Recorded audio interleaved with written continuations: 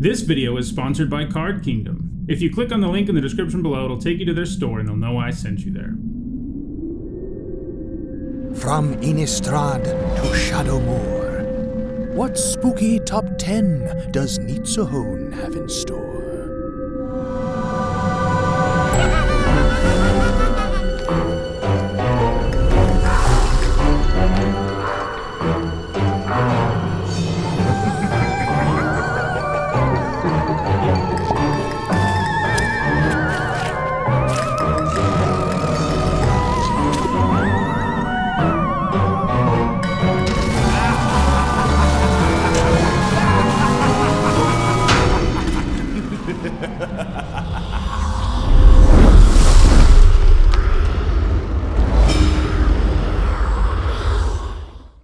Hi everyone, I'm Nitsuhone, and it's Wednesday, so that means it's time for another MTG Top 10, the series where I rank cards based on their historical performance at Magic's highest level of competition. Today, I'm bringing you a Halloween-themed MTG Top 10. I know Halloween is long over at this point, but some special circumstances have led to this video going up after Halloween. As a result of an intense ice storm, my power went out on the morning of Tuesday, October 27th, just as I was about to edit this video. Then my power didn't come back until Tuesday, November 4th. There were about 500,000 power outages in my area as a result of the storm, so it took them forever to get everyone back up. As you can imagine, that was a whole lot of fun. The good news is that my wife and I stayed with my in-laws while the power was down. The bad news is that I didn't have access to my desktop computer or really a suitable environment to record anything during that entire time. That's why there hasn't been a video up on this channel in a couple of weeks, which I think is probably the longest I've ever gone. Anyhow, let's get back to this late Halloween-themed MTG Top 10. The Plane of Innistrad definitely has a strong claim as the Halloweeniest plane we've seen so far, given that it is heavily inspired by Gothic horror. In years past, I've looked at other Innistrad sets, and this time around we're looking at Eldritch Moon, a set that combines the Gothic horror elements of Innistrad with the Lovecraftian horror of the Eldrazi. It's definitely a spooky set. To be eligible for this list, a card had to receive its first printing in Eldritch Moon. Overall, that amounts to 199 cards, and in this video, I'm going to talk about the 10 that have been the most successful at Magic's highest level of competition. Before we get started, a quick reminder on how I score cards in these videos. A top 8 at a Pro Tour, Players Tour, Mythic Invitational, Legacy, or Vintage Championship is worth 2 points, while a Grand Prix or Magic Fest top 8 is worth 1 point. Alright, let's get to the list. At number 10, it is Mausoleum Wanderer. Beneath all the horror, Innistrad also has a tribal theme going on, with most of the creature types being pretty spooky ones. For example, the blue-white color pair is occupied by spirits. Mausoleum Wanderer is a highly efficient 1-drop that also offers some disruption, and that's pretty sweet. It doesn't have any points in Standard, however, it has seen considerable play in both Modern and Pioneer. In both cases, the Wanderer is seeing play in blue-white and banned spirit decks.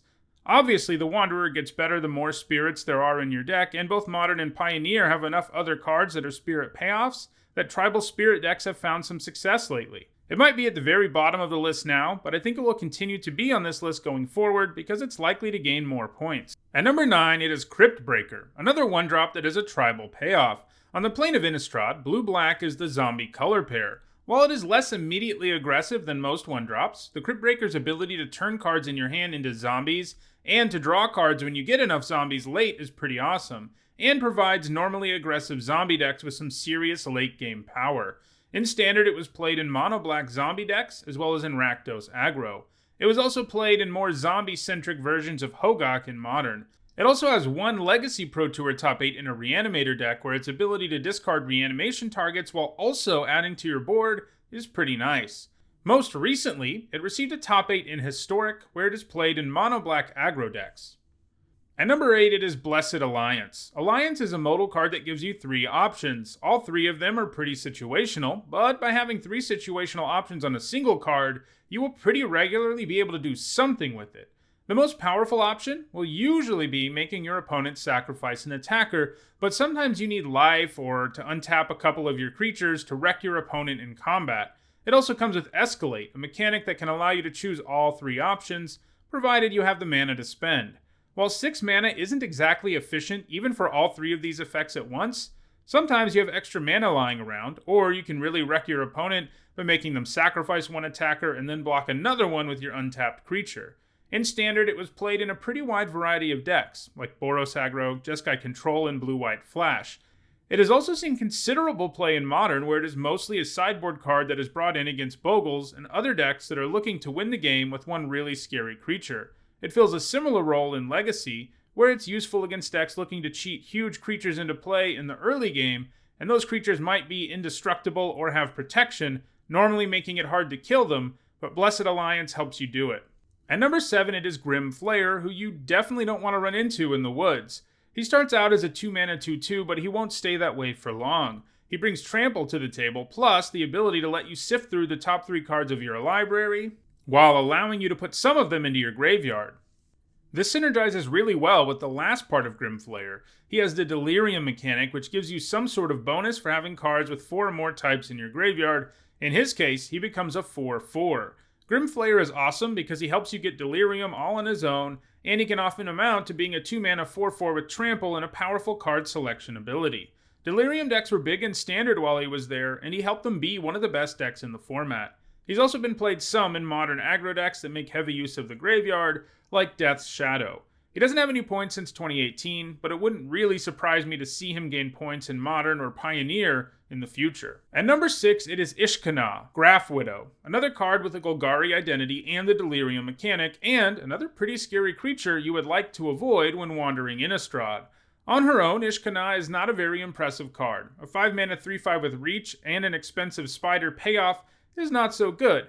However, she does come with Delirium, and she gets a massive power upgrade when you can get that going. She becomes a 5-mana 3/5 that also gives you 3 1/2s with Reach that synergize with her activated ability. That is a heck of a deal, and also the kind of thing that aggro decks will have basically no chance of punching through. They basically had to beat you before you could play Ishkana. She was pretty heavily played in Standard, in most decks that could get Delirium going. This included in dedicated Sultine Golgari Delirium decks, but also decks like Golgari Constrictor, various energy decks, and T-Merge. Sultai Delirium decks are a thing in Pioneer too, and that bodes well for her continuing to amass points in the future. At number 5, it is Emrakul, Promised End, the card that puts the Eldritch in Eldritch Moon. Like all legendary Eldrazi, Emrakul is a crazy powerful creature if you can cast her, and casting this 13-mana Eldrazi is a lot easier than it looks. It comes with Pseudo-Delirium that reduces the cost, so casting Emrakul for 7 or 8 is a real possibility, and when you do, she brings an absolutely massive body to the table that is virtually impossible to block, and she can't die to instants. While all of that is pretty impressive, it is Emrakul's cast trigger that makes her really crazy. She lets you steal an opposing player's turn, and yes, that player then gets to have another turn, but you can absolutely wreck a player by stealing one of their turns, even if they get one right after. You can fire off all of their spells on their own creatures, make their creatures attack into yours, and so on. So by the time they get to have that turn, they will pretty much be entirely done. Early on in her time in Standard, Emrakul was played in Emerge and Delirium decks, but she really got busted after the introduction of Kaladesh and Aetherworks Marvel. The Marvel made it so you could get Emrakul into play even earlier, and because Marvel technically lets you cast the card for no mana, you even get the turn-stealing effect. Ultimately, this led to the banning of Emrakul the Promised End in Standard. However, she has gone on to accumulate points in several other formats. In Pioneer, she's played in Sultai Delirium. In Modern, she's played in Tron decks, and she also has a couple of points in Vintage, coming in a Landstill deck, and 1 point in Legacy, coming in a Miracles deck. Emrakul will continue to accumulate points, but that's true of the cards in front of her too, so it'll be interesting to see how things end up here in the long run.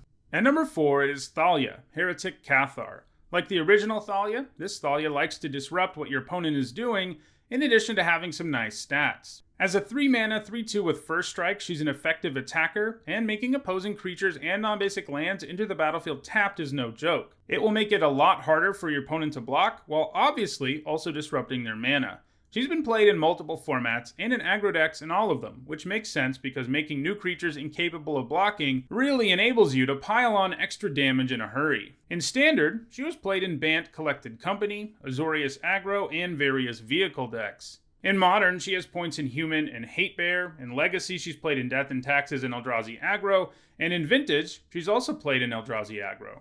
And number 3 is Spellqueller, a powerful spirit, who can exile cheap spells while they're on the stack.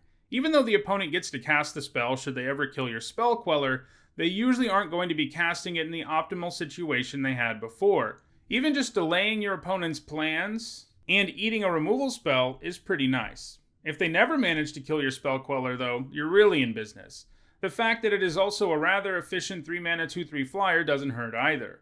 In Standard, it saw a lot of play, at first in Collected Company decks, who could use the top few cards of their deck as a toolbox in a pinch, and sometimes grabbing the Queller from the top in response to a spell was a really devastating thing. Even after Collected Company rotated, it still saw a lot of play because of its sheer power in a variety of decks, including Azorius Aggro, Jeskai Control, Copycat, and Esper vehicles. It's played in modern Collected Company decks, as well as Spirit Tribal decks in that format. The Queller is also played in Vintage Survival of the Fittest decks, which, similar to Collected Company decks, use their library as a toolbox, and when the time is right to grab a Spellqueller, it can do what it will. More recently, Spellqueller has put up points in Pioneer, where Azorius and Bant Spirit decks have been thriving.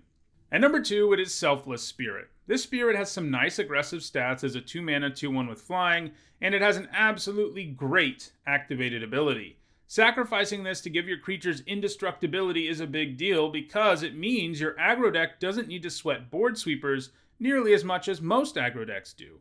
Just trading your spirit to keep your board together is pretty devastating for your opponent, and that's especially true because it's on a creature that will likely already have done damage to them several times as well. In Standard, the Spirit was played in a lot of the same decks that Thalia, Heretic Cathar was played in both Modern and Pioneer, Selfless Spirit is played in Spirit Tribal decks. And at number 1, it's Liliana, the Last Hope. At only 3 mana, Liliana, the Last Hope gives you lots of power for such a low cost. She has a +1 that kills small creatures, and a -2 that draws you cards and loads up your graveyard. Her ultimate is at its best in zombie tribal decks, and not all decks that run her can actually take advantage of that. But when she was played in Standard, she did see play in zombie decks, as well as in the graveyard-based Golgari Delirium deck, which I've mentioned several times in this video. She's been played plenty outside of Standard as well. In Pioneer, she's been played in Delirium and Dimir Inverter decks. In Modern, she has been played in Death Shadow and Jund. In Legacy, she's played in Threshold and Delver decks, and in Vintage, her 2 points came from a Bug midrange deck. While I think there is a lot of uncertainty about what cards will end up in the 2 to 5 slots on this list, because they're all still being played and are kind of close to one another, I'm fairly confident in saying Liliana will hold on to the number 1 spot on this list, and she'll always be the best card from Eldritch Moon. She just has a huge lead on all the other cards. Well, that does it for this MTG Top 10. If you enjoyed this video, don't forget to like it and share it so that others can enjoy it too. If you want to make sure you catch future MTG Top 10s, don't forget to subscribe. And if you want to catch up on the over 300 other MTG Top 10s I've already done, you should see the playlist on your screen now. Thanks for watching.